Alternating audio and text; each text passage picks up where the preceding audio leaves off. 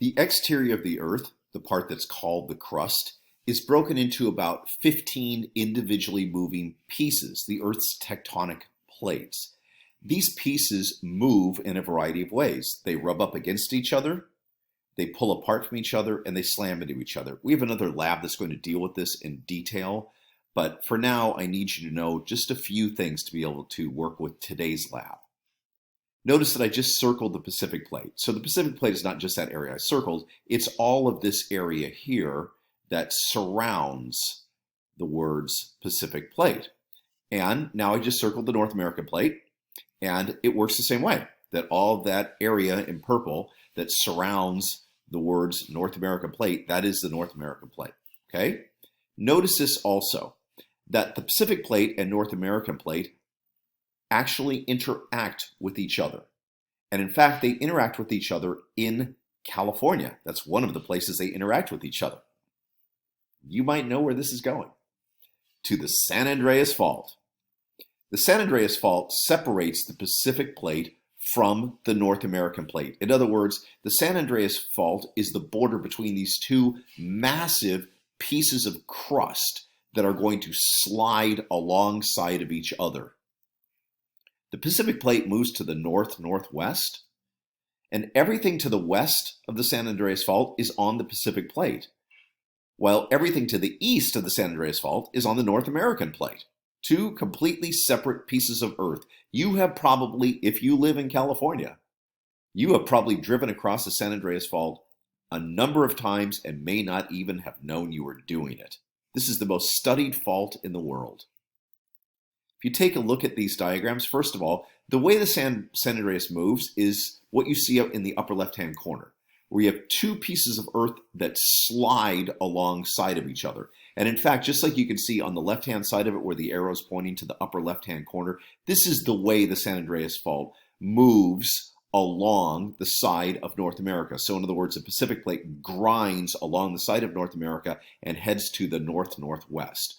The middle picture, okay, so this is not the greatest picture in the world, but if you take a look at it, you can see that that red line is indeed the San Andreas Fault, and you can see the arrows indicating the movement of the Pacific Plate and the North American Plate, although the one on the right-hand side is not really perfectly accurate for the North American Plate. But notice that what's going to happen is everything to the left, to the west of the San Andreas Fault is going to be moving to the north-northwest. Then if you look down at the bottom, you can see where the darkest red line goes through on that map. That's the San Andreas Fault, which means everything to the left, to the west, is on the Pacific Plate. Palm Desert, Cathedral City, Indio, Banning, Riverside, Santa Ana, Rancho Cucamonga, all of these are on the Pacific Plate and are headed to the northwest. So every time there's an earthquake along the San Andreas Fault, that's what's happening. The Pacific Plate is dragging towards the northwest. This map is in your lab. Take a look at it. Now I just drew the San Andreas Fault on there, and you can see the Pacific Plate, indicated by the blue arrow, is headed to the northwest. And you can see the North American Plate off to the eastern side. So everything to the left, to the west is on the Pacific Plate and headed to the northwest. Everything to the east is on the North American Plate. Notice now I just circled something. What I just circled is Point Reyes, which is part of our lab today. Point Reyes is on the Pacific Plate. So let's take a look here. Point Reyes really is formed by the San Andreas Fault. Tomales Bay is the fault. And in the 1906 San Francisco earthquake, that area moved about 20 feet to the north-northwest. That may not seem like a lot to you, but just imagine how much energy has to be released to take a gigantic piece of Earth and shove it 20 feet. It's a vast amount of energy. What you're going to notice is the rock variations to the west and to the east of the fault line are very different because Point Reyes started out to the south, a couple hundred miles to the south, and has slowly been dragged over time with the Pacific Plate up along the side of California. If you look at this map, you can see the San Andreas Fault. Then you can see that kind of olive color with the red dots all over it, or kind of red splotches all over it. That is part of what's known as the Selenian block. And you can see the Selenian granite rocks, granitic rocks. So all of that has slowly moved towards the northwest. And you can see that The second to last place, as you go to the northwest, just south of Bodega Head, is Point Reyes. So all of that I just highlighted there and pointed at is all being dragged towards the northwest and is not part of North America. It's part of the Pacific Plate. This is a map of Point Reyes. You can see the Pacific Plate on the left, and you can see the North American Plate on the right, and you can see the San Andreas Fault running right through that area. That bay up there, that long skinny bay, that is Tomales Bay, and it is formed because of the San Andreas Fault.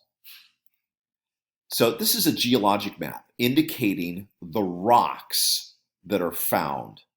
And if you look to the left, so in other words, to the west of the San Andreas Fault, the rocks are very different than what you see to the right, because Point Reyes has been dragged from a couple of hundred miles to the south, where there was a very different geological thing going on, dragged up along the side of California, and right now is sitting where it's at, and will continue to drag north.